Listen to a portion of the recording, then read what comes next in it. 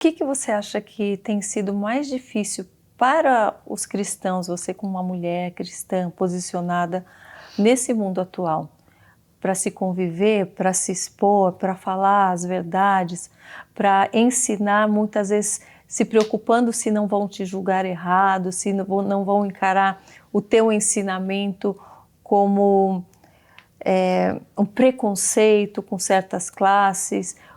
O que você acha que está mais difícil?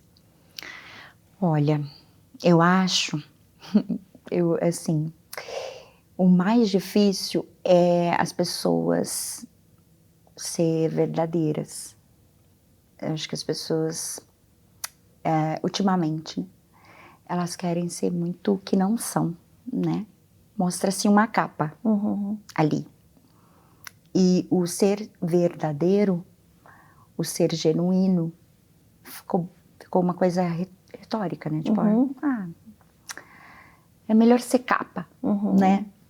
Eu acho que hoje em dia muitas pessoas querem visibilidade. Então, às vezes, usa-se de um assunto que está polêmico, que está assim, lá no auge, para ganhar essa visibilidade, né? E eu acho que aí é que está, que eu costumo dizer, Senhor, não me deixar de ouvir a sua voz. Porque às vezes o fervor da multidão, o barulho da multidão, o barulho da tempestade, o barulho de tudo no mundo fica muito mais alto e a voz de Deus fica bem baixinha. E eu acho que a maior dificuldade é as pessoas ouvirem a voz de Deus. Ouvir Deus falar, né? Realmente olhar, peraí, isso não.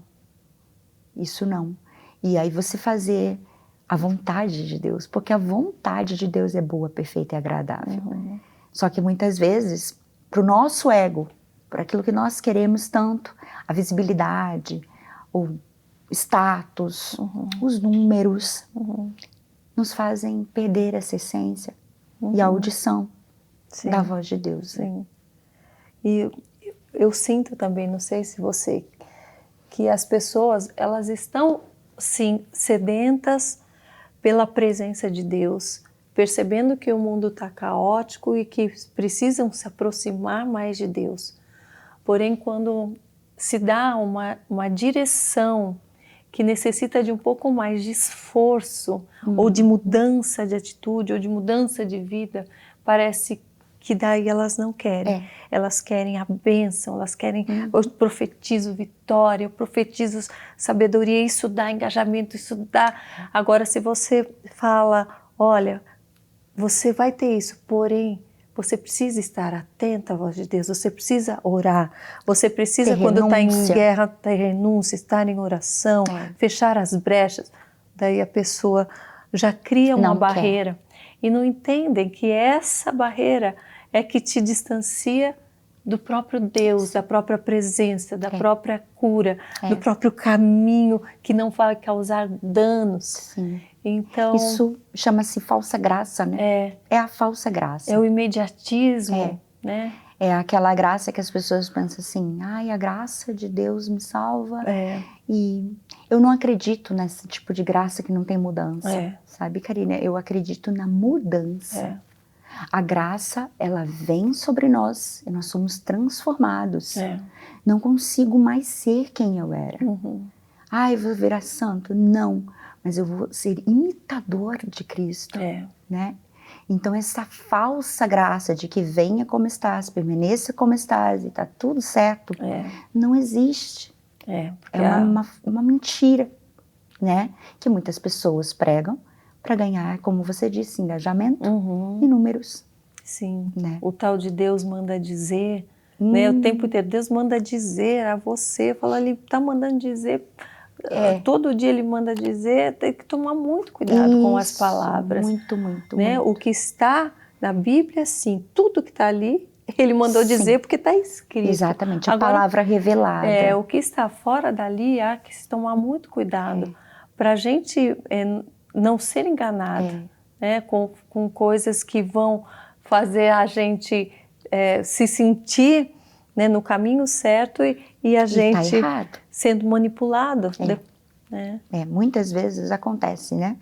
que esse fervor de emoção, a pessoa fala, Deus manda te dizer.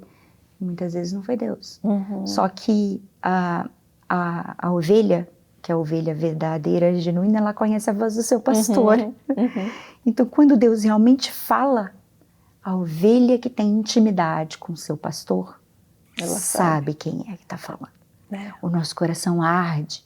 E mesmo que seja algo, uma coisa que seja de exortação, que seja, olha, muda tal coisa, você vai acatar. Porque a ovelha que conhece a voz do seu pastor, ela não rejeita. Então eu sempre digo, Senhor, afina os meus ouvidos. Sim. Não é fácil, Karina.